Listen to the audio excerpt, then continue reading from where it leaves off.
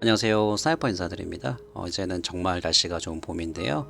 방송 시작하기 전에 저번에 제가 깜빡 잊고 말씀 못 드렸는데 얼마 전에 댓글로 조금 공격적인 분들이 있는데 이제 그런 부분 자제해달라고 말씀드렸어요. 네, 그렇게 신경은 원래 안 쓰고 있었는데 그냥 상황이 그래서 말씀드렸는데 참 많은 분들이 생각보다 걱정이랑 응원해 주셔서 이제 그런 부분 진심으로 감사드린다고 말씀 전해드리고요. 또 한 가지는 요즘에 제 방송을 보는 분들이 불과 한 1, 2개월 사이에 2배 정도가 많아졌습니다.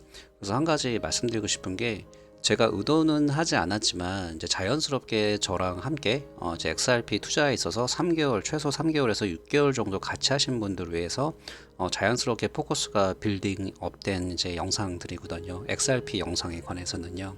그래서 뉴비분들은 이 부분을 참고를 하시고요. 갭이 존재합니다. 저점 부분에서도 갭이 존재하고, 그 다음에 이제 이해도에서도 이제 조금 이제 차이가 있어요.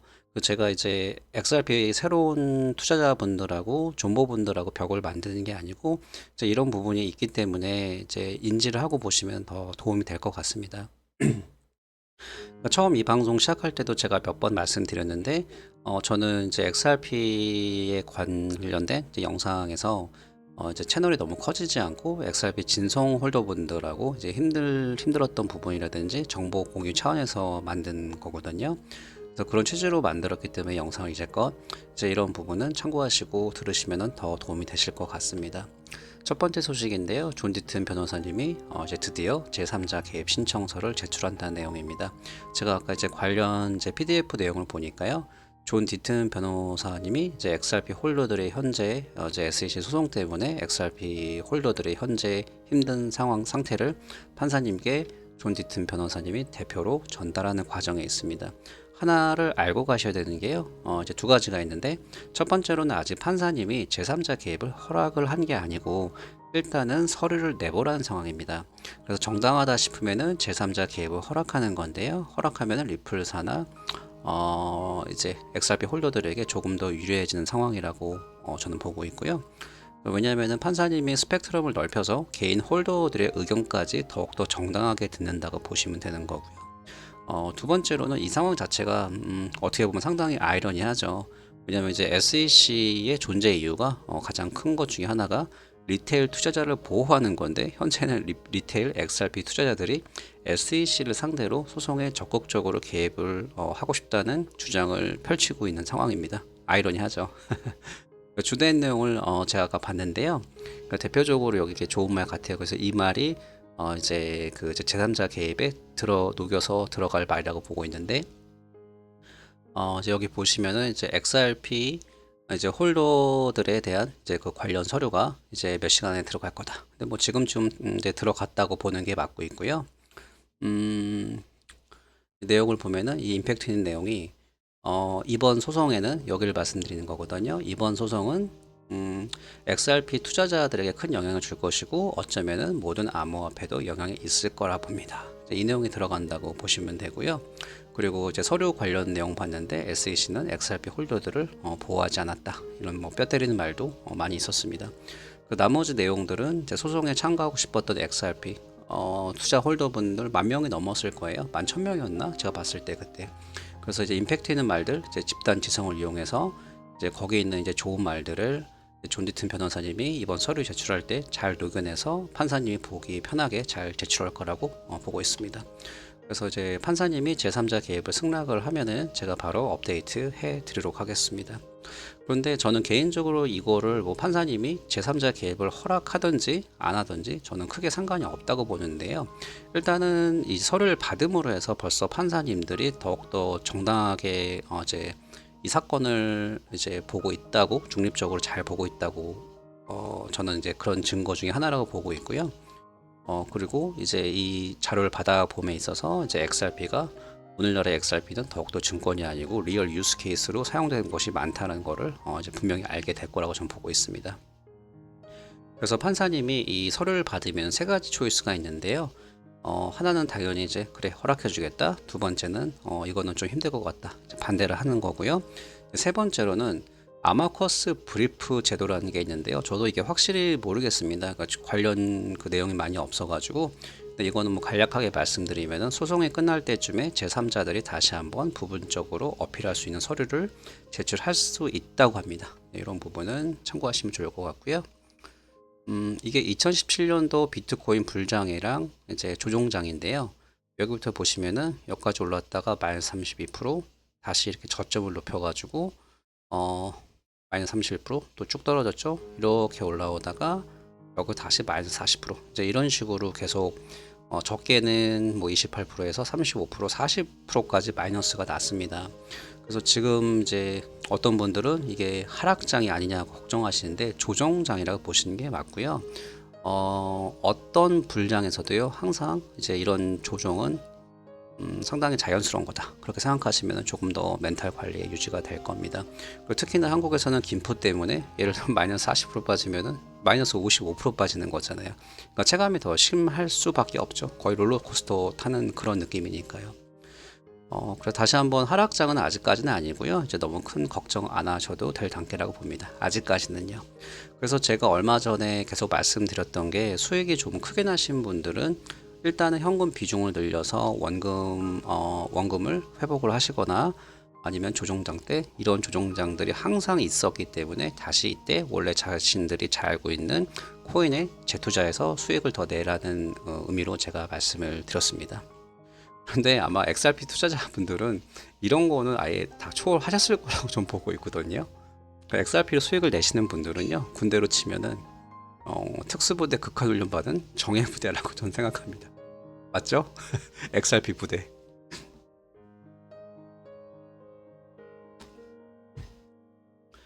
오늘의 저의 메뉴는 노란 봉지 심플 라떼인데요.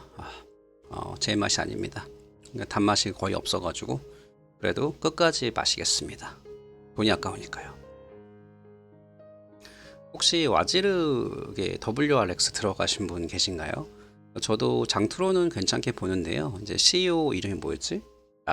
나스칼이었나? 근데 조금 트윗을 너무 많이 남발을 해요. 그래서 그냥 정보하는 것도 아니고 정보를 공유하는 것보다는 조금 선동이 약간 껴있는 것 같아요. 제가 볼 때는 하루에도 심할 때는 막 대여섯 개씩 트위터 메시지를 이제 계속 보니까 조금 걱정이 됩니다. 물론 저점 잡은 분들이나 이제 장투로 보신 분들은 큰 걱정이 없으시겠지만 일단은 뭐 이제 CEO가 이제 좀 너무 많은 트윗을 하는 거는 조금 이제 그거는 좀 안 좋게 저는 보고 있거든요. 그래서 그런 부분은 참고하시면 좋을 것 같습니다. 이게 2019년에 데이비 쇼츠가 한 인터뷰인데 제가 이걸 봤었거든요. 규제기관에서 대한 인터뷰인데 이제 오스카 아날슨이라는 님이 이분이 이제 상당한 예언이었다, 굉장한 예언이었다, 이제 이런 뉘앙스로 말씀하셨는데 잠깐만 듣고 제가 요약해드리겠습니다. You should have known that. And we're like, we meet with apparently for the last 4 years was illegal from day one, and you should have known that.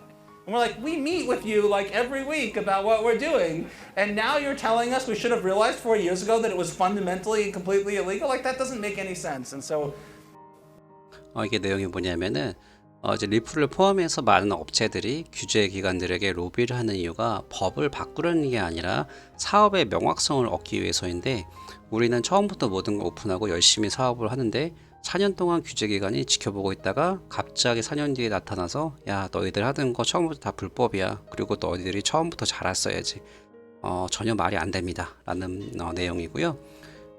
그런데 현재 와서는 리플사하고 SEC가 지속적으로 몇 년 이상 소송 직전까지 계속 세틀먼트 합의를 하렸던 정황들은 기억하시면 좋을 것 같습니다. 뭐 자세한 내용은 이제 공식적으로 나오진 않았지만요, 이제 그런 정황은 이제 문서화에 되기 때문에 이제 아시는 분은 아실 거라고 봅니다. 참고하시라고 말씀드리고요. 그리고 어저께 이제 제가 말씀드렸던 크립토 에리님의 트윗에 제가 내용이 뭔가 해서 좀 봤는데 요약해 드리면요, 4월 16일에 SBI 홀딩이 발표를 했는데요, 머니탭과 업무 제휴를 한 회사에 관한 소식입니다. 페이비라는 일본에 있는 회사인데요. 이제 먼저 머니탭은 많이 아시겠지만 리플사가 SBI 홀딩스의 자회사인 머니탭에 이제 투자를 했고요. 그리고 SBI 홀딩스의 자회사 결제 앱이라고 보시면 됩니다. 그래서 이제 이 머니탭이 이번에 이 페이비라는 회사와 업무 제휴를 했다는 소식인데요. 여기 잠깐 보시면은 대충 이제 이런 거예요. 그림 보시면 더 이해하기 쉬울 것 같은데, 이 페이비 회사에서 이제 이렇게 앱을 다운 받아가지고 바로 이렇게 이제 뭐 전기세라든지 이렇게 이제 바로바로 집에서 결제를 할 수 있는, 요금을 바로 낼 수 있는 시스템 같아 보여요. 이런 거 보면은 한국 분들 입장에서는 뭐 이 정도 뭐 당연한 거 아니야, 이제 이렇게 생각할 수 있는데, 제가 알기로는 이제 한국이 전 세계적으로도 IT 엄청난 강국이고요. 일본 같은 경우는 결제 시스템이 있어서 많이 조금 뒤처진 거로 알고 있습니다. 제가 아주 자세히는 모르기 때문에 이제 일반적으로 저는 이제 들은 말을 전해드리는 건데, 아무튼 현재 뭐 한국 기술이 기술력은 세계 최고 수준이라는 거라고 저는 생각하고 있습니다. 조금 더 보시면요, 이제 해당 금융기관 목록인데 은행도 있고 신용금고가 있는데요. 여기 보시면 상당히 많죠. 미즈은행, 미쓰이, 스미모토은행, 미쯔비시, UFJ 은행 등등. 그래서 이제 크립토 에리님이 한 말이, 대형은행 포함해서 41개 일본 은행이 사용을 이제 이 앱을 사용을 할 준비가 되어 있고, 이 말은 7,000개 정도의 회사들이 앞으로 페이비 제품을 5월부터 사용하고 1,020개의 공공기관들도 사용할 준비가 되어 있다. 이제 그런 트윗과 이제 영상을 만드신 것 같아요. 그래서 이런 부분 제가 본 게 아니고 크립토 에리님께서 말한 부분을 제가 이제 확인을 100% 할 수는 없지만, 이제 크립토 에리님 같은 경우는 일본 관련 XRP 소식 꽤 정확하게 전달해주는, 거의 뭐 XRP 거의 전용 유튜버니까 참고하시면 좋을 것 같고요. 예전부터 기타 회장이 ODL에서 가장 적합한 자산은 뭐라 그랬죠? XRP라 그랬죠. 그런 말 여러 번 해왔고, 그래서 이제 마지막으로 이제 크립토 에리님이 이 뉴스가 이제 상당히 큰 뉴스인데 많은 사람들이 아직 이해 못하는 것 같다라고 마무리하셨습니다. 참고하시라고 말씀드렸습니다.